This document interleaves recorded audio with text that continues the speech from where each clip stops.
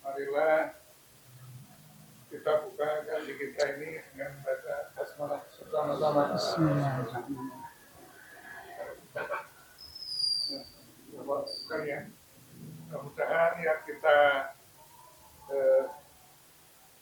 majlis ini betul-betul tulus karena mentafsir itu Allah semata-mata. Selanjutnya ini kita akan ikuti kajian ini HPT nih Pak? HPT bab sholat ya?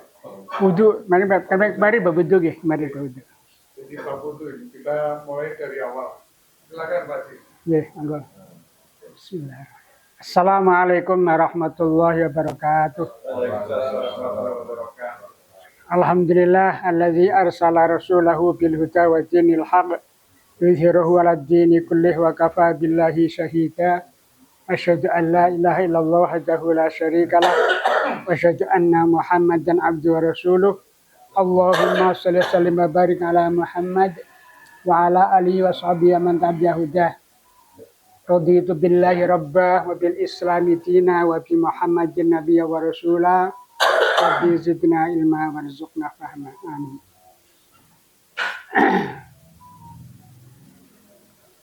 Ini bagus, ini tuh ayat tematik tapi tentang wudu. Kemarin surat At-Taubah ayat yang ke-6. Ini jabarannya yang wudu. Sebelum kita lanjutkan Mashul Khuffain, karena kemarin sudah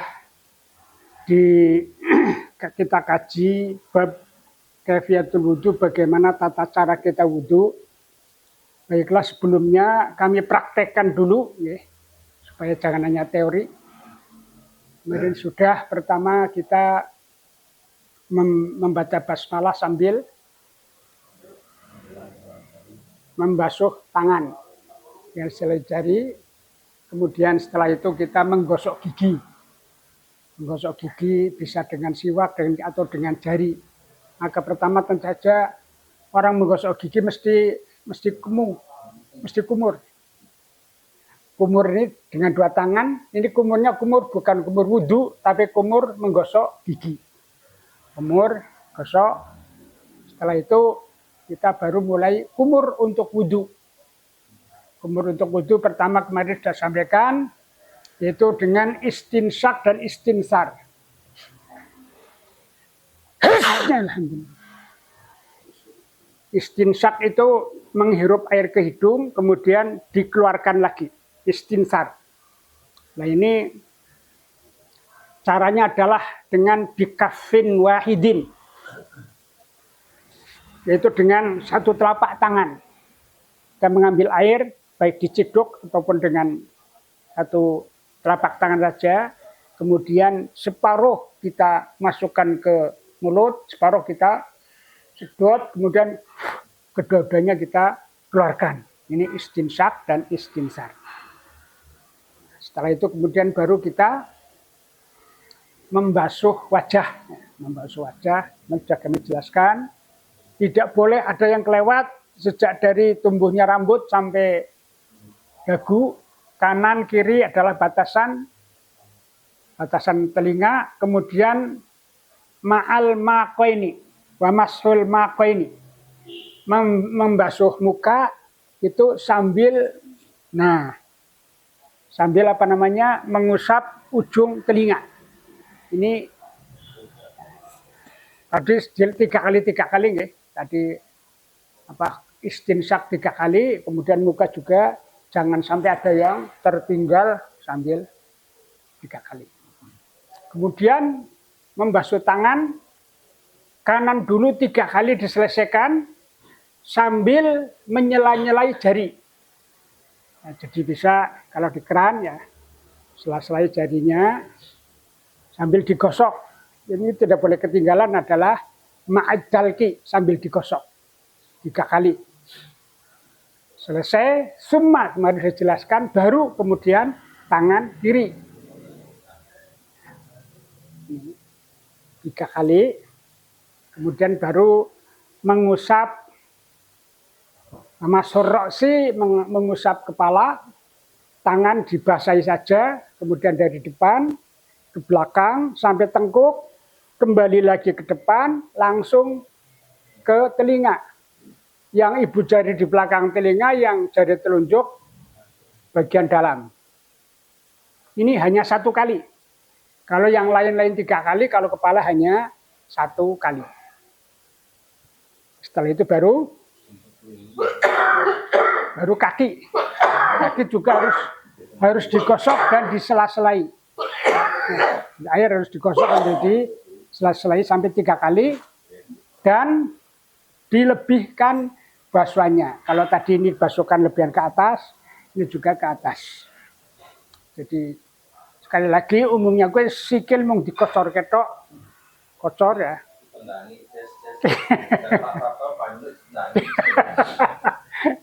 Itu harus dengan digosok nih dan disela-selai. Itu kaifiatul wudu.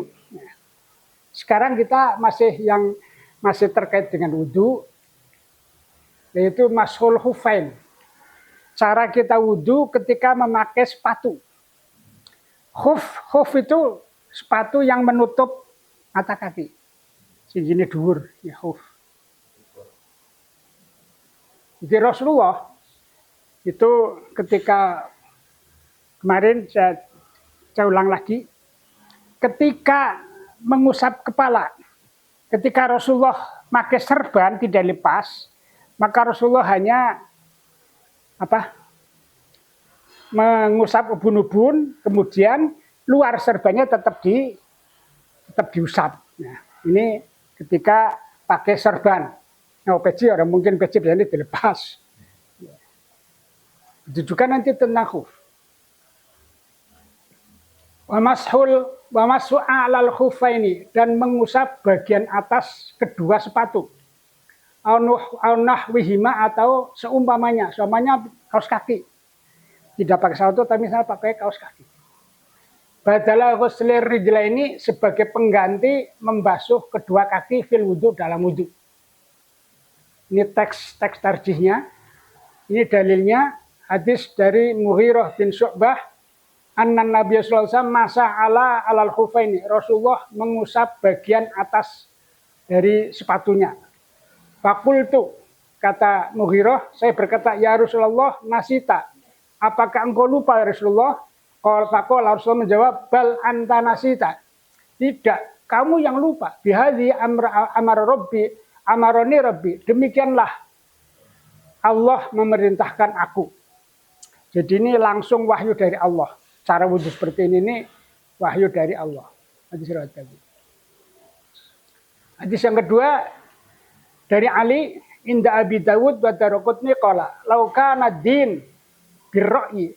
Sekiranya agama ini hanya mengandalkan akal, lakana asfalal khuf, maka bagian bawah sepatu aula bil masih, lebih utama atau lebih seharusnya diusap min alah daripada atasnya. Ini kan akal, ya. Akal mestinya sing kotor ngisore, jadi kudune sing diusap ngisor, malah kenapa kok atasnya? Laqad ra'aitu Rasulullah sallallahu alaihi wasallam ala dhahiri khufaihi. Karena aku melihat Rasulullah begitu, yang diusap adalah bagian luar dari sepatunya. Hadis selanjutnya dari Bilal, qala ra'aitu Rasulullah sallallahu alaihi wasallam ala muqaini wal khimar, adalah Rasulullah mengusap kedua sepatunya dan juga tadi sorbannya. Ini tentang mengusap.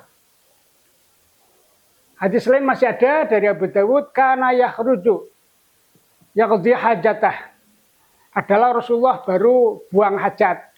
Fata itu bilma, maka aku memberikan air, fatawaddo, benar Rasulullah berwudu, wayamsau ala imamati wa muqaihi, maka Rasulullah mengusap sorbannya dan sepatunya.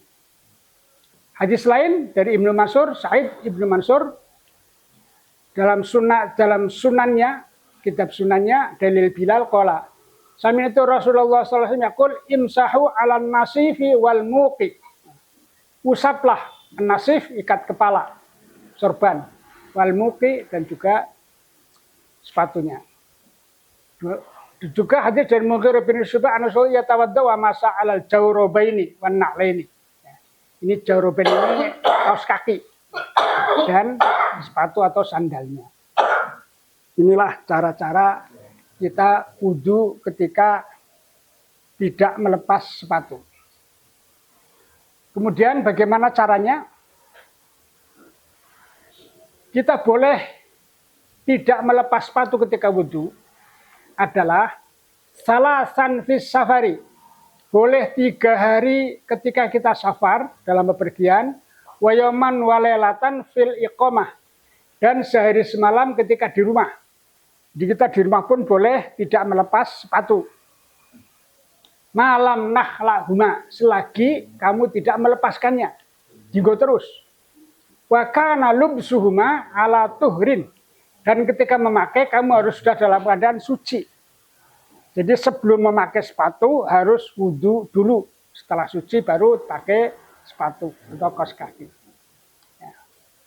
Ini kan sampai 3 hari kan mungkin orang yang hiking, naik gunung atau tentara. Tentara kan jarang lepas sepatu. Ini kita nggak mungkin memakai sepatuan terus. Ya, hadis Sofwan bin Asal qala amaroni yakni Rasulullah sallallahu alaihi wasallam, Rasulullah memerintahkan padaku annam sa'alal khufaini, untuk mengusap bagian atas sepatunya idza nahnu adkhalnahuma, yaitu jika ketika kami memakainya, memakai kedua sepatu itu ala tuhrin, dalam keadaan sudah suci. Salasan idza safarna, 3 hari ketika kami bepergian, wa yauman walatan idza aqamna, dan sehari semalam ketika kita di rumah. Wala nakhlahuma, kita tidak boleh melepasnya illa min janabatin, kecuali janabah. Artinya kalau kita junub baru kita harus membuka sepatu. Ketika akan mandi harus dibuka, tapi kalau hanya wudhu itu boleh tanpa melepas sepatu. Batasannya 3 hari 3 malam ketika safar, dan di rumah hanya 1 malam. Ini tentang wudhu yang tidak melepas sepatu. Enggak, masih ada mandi biasa. Bukan semua bagian-bagian yang nanti terkena wudhu itu sudah kami bersihkan, sudah kami sabuni, dan sebelum mandi itu juga kami sudah niat wudhu. Sebelum mandi niat wudhu. Sebelum mandi sudah niat wudhu. Ini pertanyaan. Oh iya. Artinya saya belum tahu. Nah, setelah wudhu itu kan, jadi kondisi kita di rumah itu kan ada kolah, ada keran air cuci, ada keran air wudhu. Keran air cuci itu kotor, keran kolah itu tidak memenuhi syarat karena tidak mengalir airnya. Tetapi di tempat keran wudhu itu agak jauh dari kolah, karena terpisah. Ada kolah, ada WC, ada tempat cuci, ada tempat wudhu. Ketika saya sebelum mandi sudah niatnya mau wudhu, maka setelah selesai mandi, kemudian saya tidak wudhu, itu hukumnya apa? Ya. Kemudian yang kedua, kalau kita sudah membasuh masih wudhu, sebelum wudhu itu kan saya khawatir kalau nanti pada saat, karena ada bagian kering sedikit saja, itu nanti ditakoknya di neraka. Ya. Nah, kalau sebelum wudhu saya itu membasuh semuanya, jadi tidak menggunakan urut-urutan wudhu. Misalnya saya bersihkan sampai bersih betul, sampai basah semua betul tangan. Setelah itu saya wudhu dengan sekenanya, misalnya ditendang-tendang, tapi airnya ditendang-tendang. Artinya membasahi, tetapi bagian-bagian yang tadi sudah bersih. Itu bagaimana? Gimana? Yang pertama tentang orang yang mandi tanpa wudhu. Ada apalagi sudah niat wudhu, itu ulama membolehkan. Bahkan ada yang mencontohkan. Ya, itu sudah niat wudhu itu boleh. Itu yang pertama. Yang kedua, tetapi kenyataannya, itu kan tadi pendapat ulama ya. kenyataannya Rasulullah SAW ketika memberikan contoh mandi wajib, itu justru wudhu dulu. Sebelum mandi itu wudhu dulu. Setelah bersih itunya. Ya, jadi urut-urutannya membersihkan kemaluan, setelah itu wudhu, setelah itu mandi, setelah mandi tidak usah wudhu. Asal mau dong, aduh orang ngosok iki ya, karena sudah dibersihkan dulu. Oh, suara nyenggol meneh. Itu kemudian kita boleh. Kemudian tadi tentang apa? Air kaki ya dibersihkan dulu. Ya. Jadi berbeda. Kita melakukan ritual wudhu itu hakikatnya bukan untuk membersihkan badan. Memang syaratnya sebelum wudhu itu sebaiknya kita bersihkan dulu. Misalnya ada bekas-bekas cat, itu bersihkan dulu. Setelah bersih baru wudhu. Jadi wudhu bukan dalam rangka membersihkan badan, tapi membersihkan hadas. Nah, hadas itu caranya dengan cara ini tadi. Meskipun sudah disapu, tetap iya. Dan caranya tetap harus seperti tadi. Karena ini tuh bukan rangka membersihkan, tapi melakukan sunnah Rasulullah. Nggak Pak Haji? Tadi terkait dengan pakai sepatu dulu, kan pertama untuk yang musafir ya, atau yang mungkin dulu gitu ya. Nah, dan nanti kalau misalnya itu biasanya bang ya, soalnya kan karena ada bawaan besar, itu berarti soalnya sepatunya dilepas atau enggak itu? Tidak. Nah, kalau misalnya dia mampir di musola dusun setempat, kan kalau tidak dilepas ini malah dilarang. Lah kalau itu harus dilepas. Dilepasnya karena timbang diantemi wong. Nah kalau sudah lepas berarti sudah batal tadi. Batal harinya. 3 hari biarong terus dilepas, batal. Tidak boleh, terus tinggalnya sabung sayurali nggak boleh. Diulang lagi, habis wudhu pakai lagi nanti 3 hari lagi ke belakang. Berarti tetap kalau dia kentut itu berarti batal atau batal? Tetap batal ya? Ya tetap. Batalnya wudhu tetap. Hanya tata cara wudhunya saja. Kalau pakai sepatu tidak usah melepas. Berlaku 3 hari, ya 3 malam. 3 hari 3 malam. Kan orang apa batal wudhu kan nggak apa-apa. Sehari batal 5 kali kan nggak apa-apa. Jadi nggak lepas saja. Bukan berarti ditahan, jangan dibatal 3 hari ya nggak bisa. Orang bisa orang batal berarti. Ada lagi?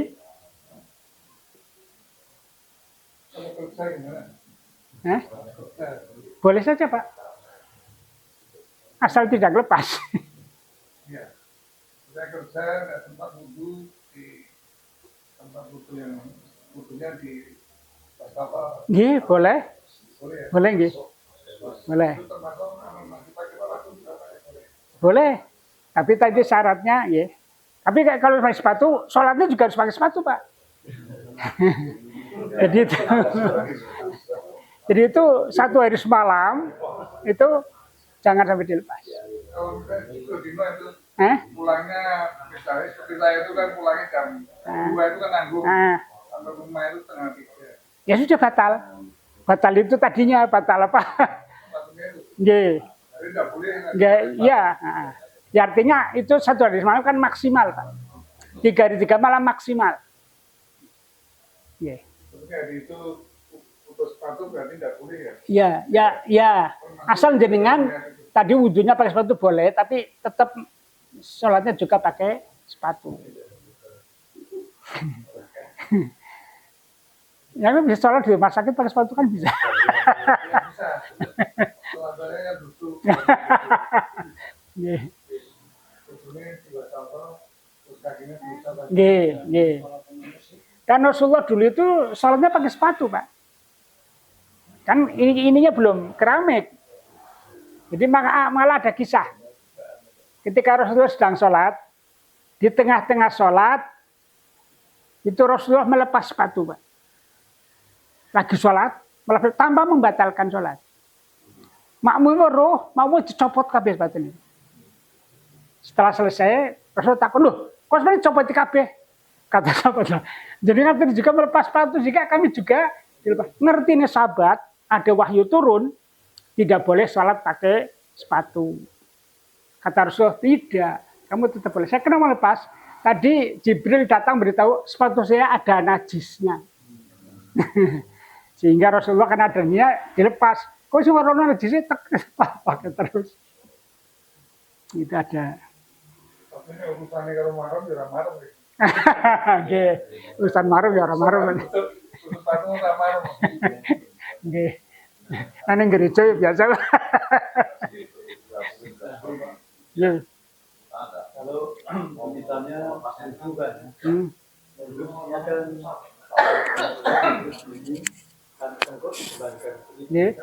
tapi karena untuk kerapiannya supaya tidak mengurangi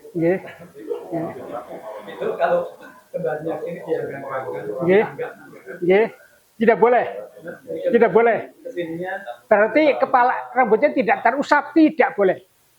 padahal orang itu kan butuh kerapian. Ya nanti jogatan lagi. Karena Rasulullah memberikan, saya juga nggak pernah bawa jongkat Pak. Itu di mana-mana saya tetap begini. Saya kan cukup begini Pak. Bisa rapi kan? Oke, contoh praktek. Nah, morak-marik kan? Orang jongkat Pak, udah rapi? Udah. Itu memang bapak kangen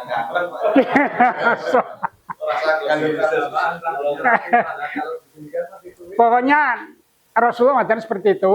Rasulullah orang mikir kesamaan perlu gagal, para nggak berpikir, nggak dipikir seperti itu Pak. Iya. Benar malih. Tidak kita lanjut sekarang tentang hadas dan mandi.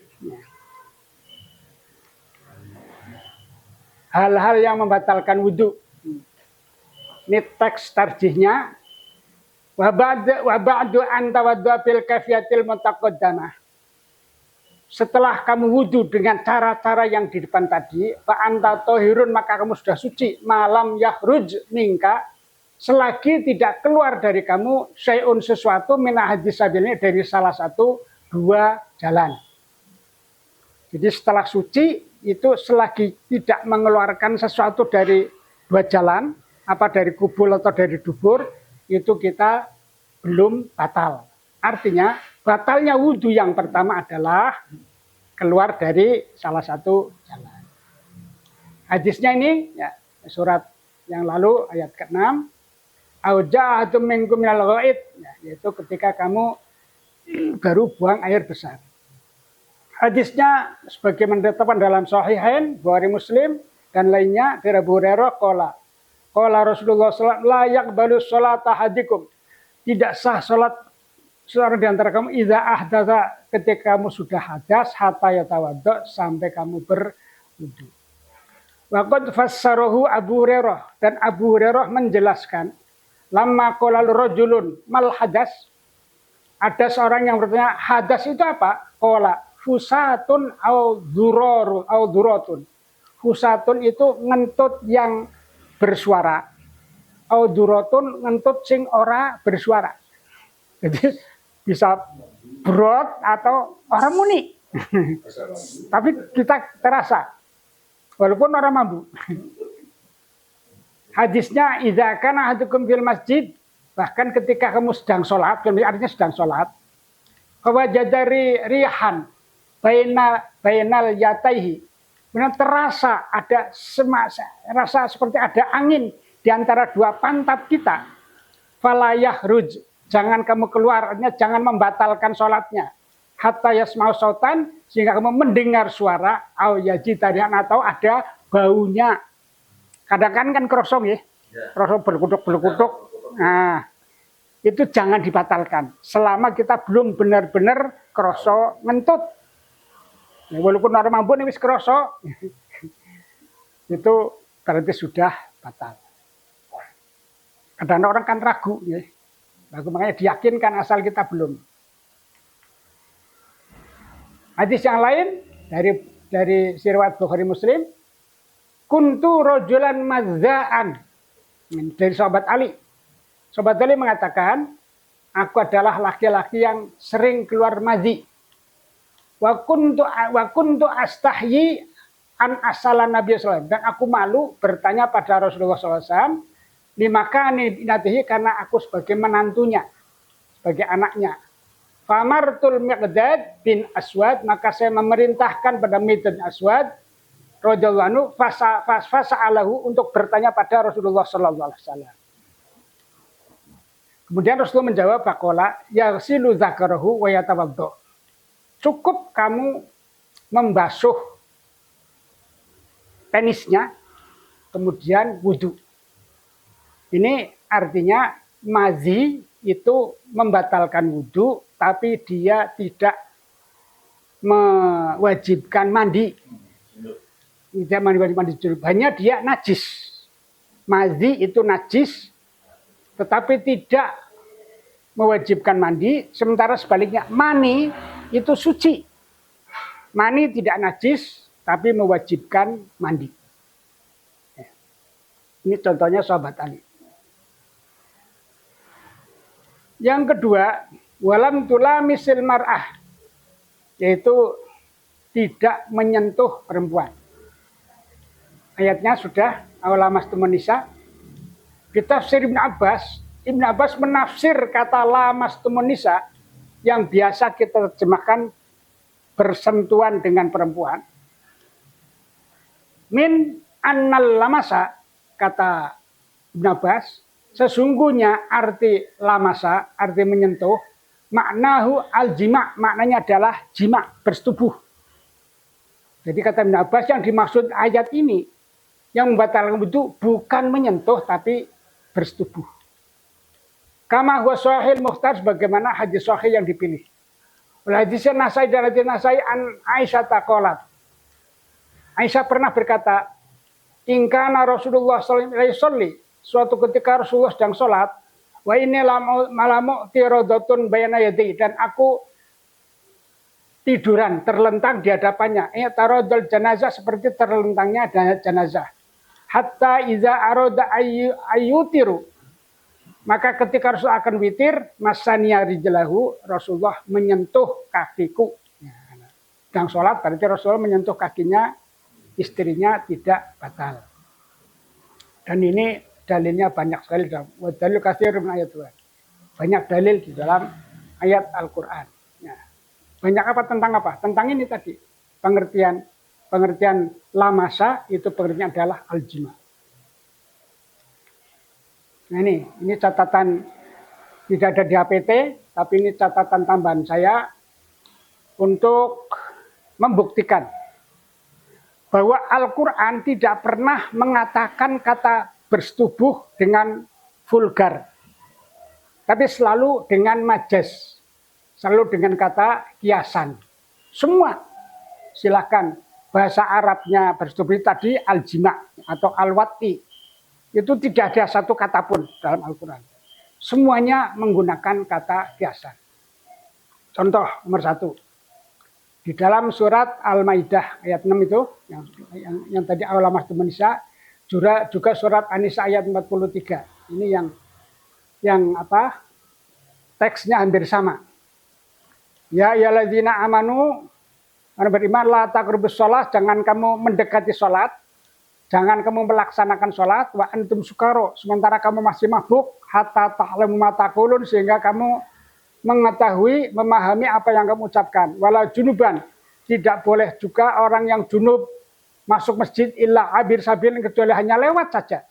Hatta taghtasilu, sampai mereka mandi. Wa in kuntum mardu ala safarin, dan jika kamu sakit atau dalam perjalanan atau baru dari jamban, awalamastumun nisa, ya, ini pakai tadi lamastumun nisa, falam terjemahan fatus dan seterusnya. Ini Pak, ya, ini berarti kata ganti persetubuhan dengan kata lamasa. Yang kedua pakai kata afdo. Wa kaifa tahuzunahu. Bagaimana mungkin kamu akan mengambilnya kembali, waqad afdha ba'd milabatin, sementara kamu abdo sudah saling menikmati sebagian antara lain. Wa minkum mitsaqan itu, dan kamu telah mengambil janji yang kokoh. Ini hadis tentang laki-laki yang menceraikan istrinya itu tidak boleh mengambil, meminta kembali barang-barang yang sudah diberikan pada istrinya. Kata afdo itu artinya wasa'a, melapangkan. Ini asli, kata aslinya. Tapi kalau diterjemahkan sesuai dengan artinya waktu afdo, padahal kamu telah melapangkan antara satu bagian kamu dengan bagian lain, kamu telah melapangkan antara suami istri, tentu tidak pas. Yang ketiga, surat An-Nisa juga ayat 23. Waroba ibukun latifi hujurikum. Dan anak-anakmu yang di dalam asuhanmu min nisaikum, dari istri-istrimu. Jadi menikahi perempuan yang punya anak gadis.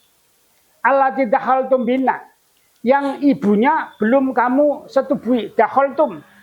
Dakhala artinya masuk. Nah, jadi ketika kita memiliki anak tiri, ketika ibunya sudah disetubui, fa'ilam takunu dakhaltum bina falajnaikum. Ketika ibunya belum disetubui, kita boleh ganti nikahi anaknya. Tapi kalau ibunya sudah disetubui, tidak boleh. Kenapa? Ya zaman itu mesti ada seperti ini. Makanya dalam Al-Quran juga seperti itu. Nah, di sini kata setubuh bukan kata dakhala, yang artinya adalah masuk. Makanya dakhaltum ketika kamu memasukinya.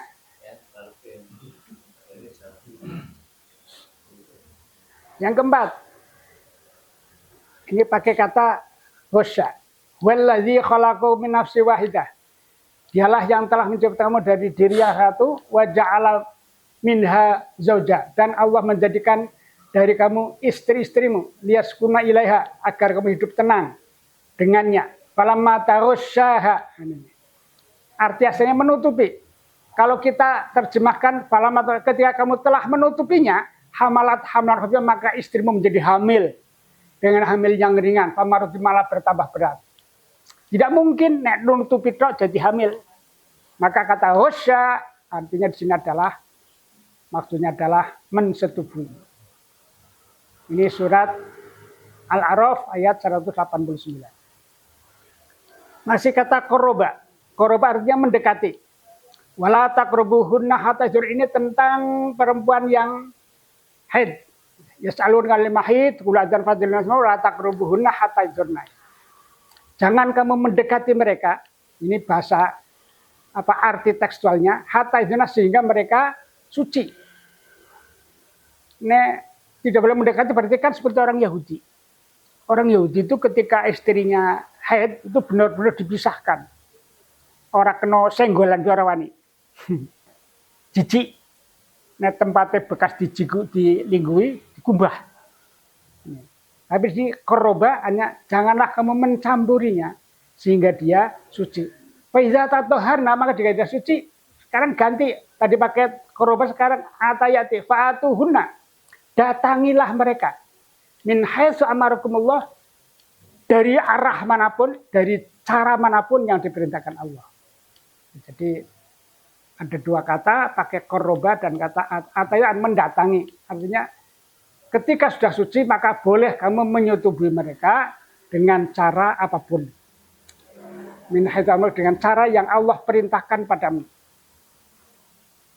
Kemudian surat Al-Baqarah 223, nisaukum harsul lakum. Ini lanjutan dari ini, 22 ini 23.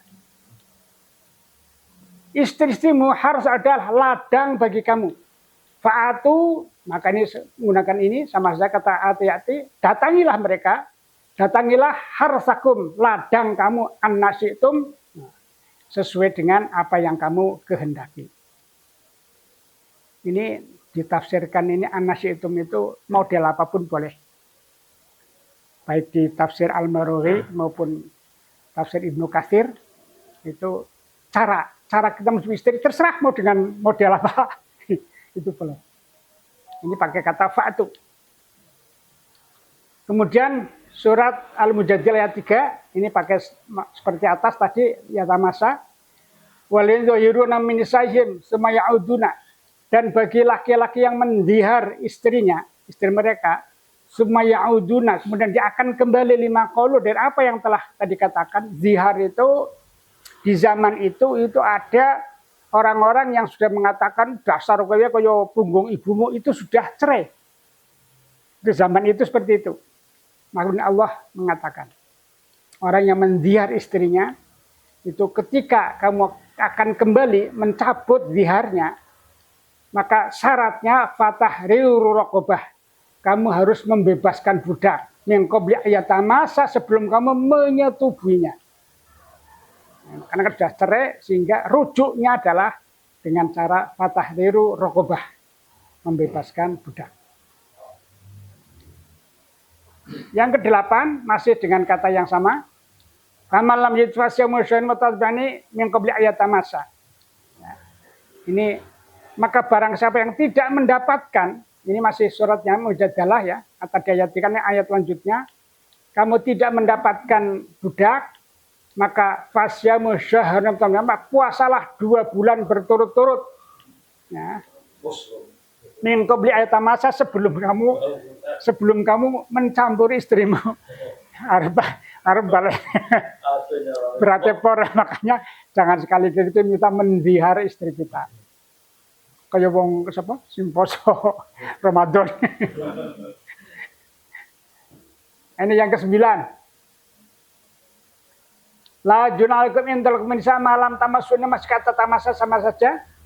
Tidak mengapa bagi kamu mentalak menceraikan istrimu malam sebelum kamu menyetubinya.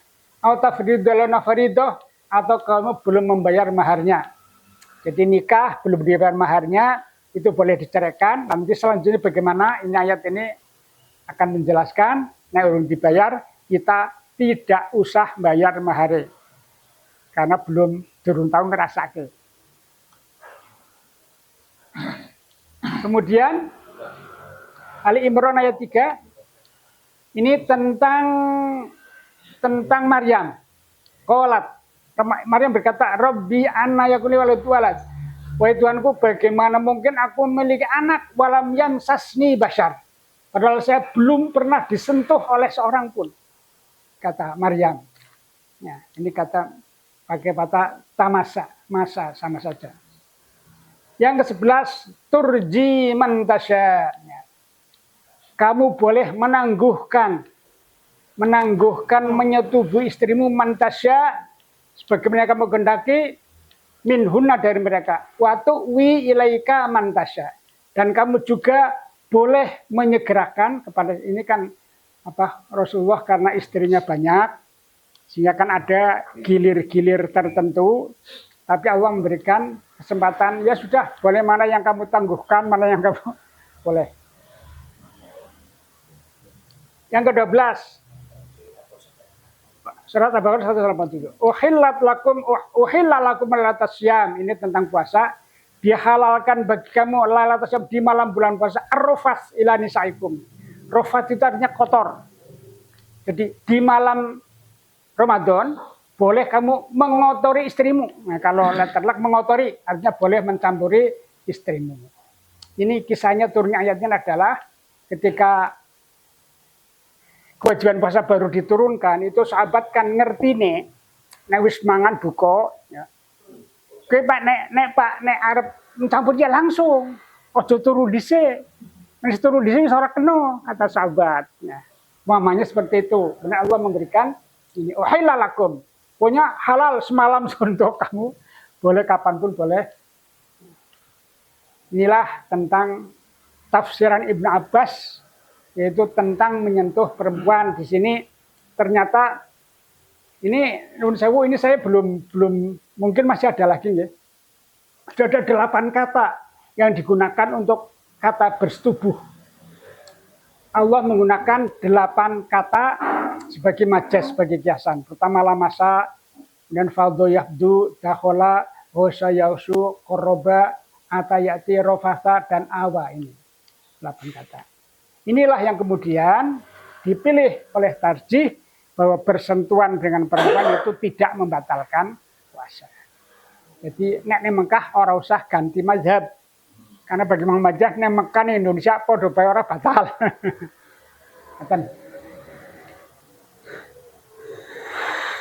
Ini ada tambahan hadis tentang menyentuh. Dari Aisyah qalat, "Faqadtu Rasulullah sallallahu alaihi wasallam min al-firas." Saya kehilangan Rasulullah dari tempat tidur.